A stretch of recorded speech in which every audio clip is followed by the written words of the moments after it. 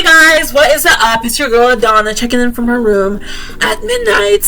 I hope everyone is surviving during these trifling times and hope COVID-19 isn't totally ruining your life. If it is, I'm sincerely sorry and I hope everything gets better. Anyway, I'm here to talk about scholarships because during my expanded free time, I've been applying to scholarships. So far, I've applied to 12 scholarships and I'm on my 13th scholarship. That's kind of an unlucky number. Maybe that's why I started losing motivation, which is the whole point of this video, because I'm trying to gain motivation to continue applying to scholarships to fund for my education, because college is expensive, the University of Georgia is expensive, and I don't want to go into debt anymore, and I don't want to put my parents into debt anymore. I just want to find ways to fund for my education, and it starts here at scholarships. So I started applying to scholarships around a month ago. Actually, to be more specific, the beginning of May. The beginning of May, that's when I started applying to a bunch of scholarships. So far, I've done 12 on my 13th one, like I said before. And I started losing motivation because I kept thinking, what's the point? Why am I doing this? What if I don't win and I'm putting all this work? So I decided, let's make a video, and hopefully this video will help me continue on applying to scholarships. I decided to make a video series called My Scholarship Journey. And for every 10 scholarships that I apply to, I will make a video. So my goal is by the end of the summer to have made 10 videos talking about the scholarships I have applied to, and the total of 100 scholarships before the end of this summer. I currently have a spreadsheet on Google that basically lists out all the scholarships that I have found, and I have found over 100 scholarships, and around 80 of them are in the month of May and June, which is just crazy, meaning there are so many scholarship resources that you can just go out there and find, and I'm pretty sure those aren't all the scholarships out there. And this is for a college student. I'm not even a high schooler anymore. I'm a college student. So just because you didn't apply to scholarships in high school doesn't mean you can't apply to scholarships now in college, because there are so many out there for college students. So my goal is to get at least 10 scholarships awarded to me out of the 100, so that I have around $10,000 to pay for my college education. I heard somewhere that for every 10 scholarships that you apply to, you should get one, because as long as you put as much effort in each and every one. So that's my goal, to get $10,000 worth to pay for my semester. Because it's around $20,000 to $25,000 to pay for a whole year at UGA, University of Georgia. By the way, I'm a second year with a major in psychology with neuroscience emphasis, and 2 minors in TESOL and Korean language and literature. Woo!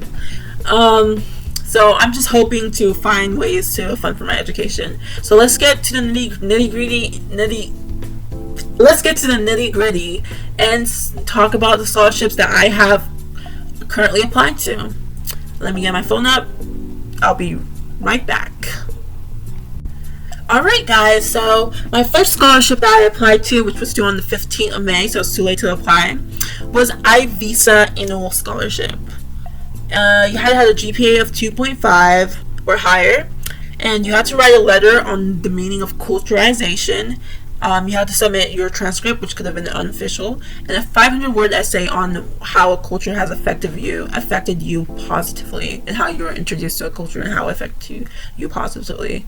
The winner was supposed to be announced on May 20th, but they announced it on May 18th, and unfortunately, I did not get it, even though I worked so hard on that essay. I really thought I did really good on that essay. I wonder should I read it to you guys? Nah. I'll just continue on to the list of scholarships I have done. Should I read it? No, I'll read it at the end. If I decide to read it, I'll read it at the end of this video. This scholarship was $1,500 and would have paid for my summer schooling in time if I had won it, but I didn't win it, but it's okay because there's always next year. I was really hoping to get it, but it's okay. Next up is the 2020 Video Scholarship Contest for Population Media. You were supposed to make a video on how a growing population is affecting the world. It's currently on my channel, by the way. It's called One World, Many People, The Polluted Evils of the World. The Polluted Evils of the World. It was really fun to make. I actually made it the day before it was due, and when I saw it, because I recently just saw it, and I was like, oh, this seems fun to make, so I decided to make it. I used the introduction from Avatar, The Last Airbender. Where's my Avatar Last Airbender fans? And I tweaked it up and was like, I tried my best to make it interesting by referencing the Avatar The Last Airbender introduction. Yeah. Anyway, next up is the B.Davis Scholarship. No GPA, and you have to write an essay of less than 1,000 words on what are the 3 qualities of leadership. 3 qualities you believe leadership should have. This was $1,000. By the way, the other one was $1,000 too. So the first scholarship that I mentioned was $1,500. The second scholarship was $1,000, and this scholarship was $1,000. I really liked talking about this because leadership is something that we all should strive for, and everyone should just find ways to contribute to the community by being a leader, not a follower. Although there's nothing wrong with being a follower because you learn so many skills being a follower, but being a leader helps you gain. Okay, so being a leader basically helps you gain insight on how to help the world. Next up is 5 estimates. Oh, by the way, the B.Davis Scholarship is due today, the 22nd, so if you want to apply to that, go ahead and apply. Next up is the 5estimates.com scholarship program. It's due on the 30th. Go ahead and apply. More competition for me, but it's okay because I'm helping as many people as I want in order to help people fund for their education, even though I also need to fund for my education, but it's okay because I am willing to share. 5estimates.com, 400 words on home improvement companies. It was basically it was an essay on what consumers should look for in home improvement companies. And yeah, that required research. You can apply now. It's $5,000. Next up is College Review Scholarship. This is basically where you review your college that you have attended. So this is for college students, basically. I reviewed University of Georgia, obviously, and it's a 250 character minimum, so it's not much. You just have to write 250 characters. I wrote like 600 words, to be honest, because the previous winners wrote like 500 words, or 500 to 600 words, and I'm trying to win. It was interesting talking about my school. Active Life Scholarship to tackle your weakness. This is due on the 31st, and it says in 3 to 5 sentences, answer one of these prompts, which was, if I remember correctly, what is your greatest weakness, and the other one was why is it important for you to overcome a weakness and why, or to make our weaknesses better, something like that. It's a very powerful scholarship. You just have to write it in 3 to 5 sentences. Next up is College's Power Scholarship. It says it's an essay of 150 words or less, and it was $1,000. By the way, this college scholarship was $1,000 too. This one required you to tell them your primary reason for going to school.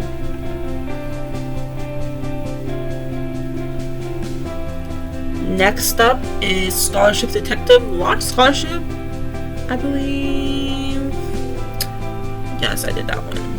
And you enter once every 7 days, so I'm not completed. I'm on my second. I already entered the second time, so next week, or this Sunday actually, I'm going to apply a third time, and then the fourth one, I'm going to apply, because this one's due on the 31st.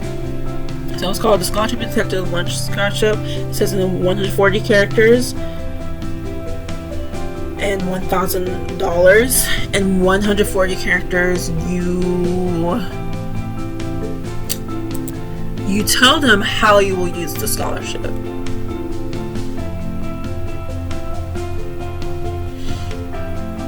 Okay, next up is the 5th Month Scholarship by unigo.com. You basically write a letter to the number 5 and 250 words or less talking about why number 5 is important to you. This one is $1,500. Next up is Admission Writers Spring Scholarship.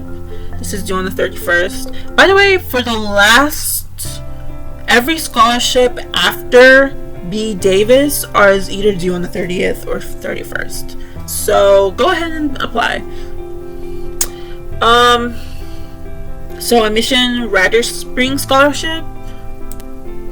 This one had 4 prompts. I don't have them offhand, but the prompt I did was, do you agree with the statement that the faster technology develops, the faster the more humans are degraded? I answered that one. Next up is the Nitro Scholarship. This one was a sweepstake, and I heard these sweepstakes aren't real or fake, but you know, I just tried my chances. I was like, I'm just gonna try it. So it was a sweepstakes. By the way, the previous one, Admission Writers, was 600 to 1,200 words. Sweepstakes, okay, for Nitro Sweepstakes, and that one is $2,000. The Higher Foundation Scholarships. Now this is for okay, this is for Georgia students, and you have to send in a resume. They ask for your GPA. You send in a 1-page paper that's single-spaced, 12-point Arial, and it talks about. It asks you, if you had $1 million, how would you spend it and why? Which is a very creative question, and I really like answering that one. Last but not least, it's the Earnest Scholarship Fund. It's by the way, the previous one is $1,000. It's 800 word to 1,000 word essay talking about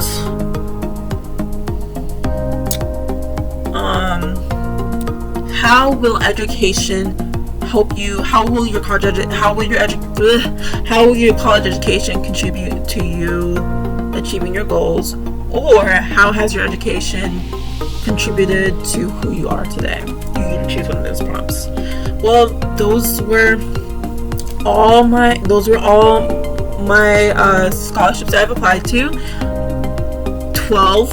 I'm going to see you on the 22nd one, and I'm actually going to read if you want to stick around, you can hear my first essay that I wrote, which I got rejected from, and maybe you guys like it, maybe you guys won't, but here it goes. It's the iVisa one.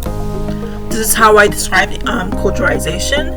I said culturalization is an immersive experience of languages, food, traditions, attitudes, and the values among a particular culture.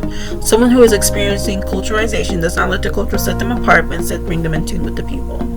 Here it goes. It's called My Crown. I dropped my crown, I broke my crown, I replaced my crown. The crown is invisible but very much real. I call it the crown of culture. Firmly placed on my head, the crown was there when I was called a burnt cookie by my peers. The crown was there when I searched the waist to lighten my deep dark chocolate skin. The crown was there when I hid away from my American friends when I wore cultural clothing.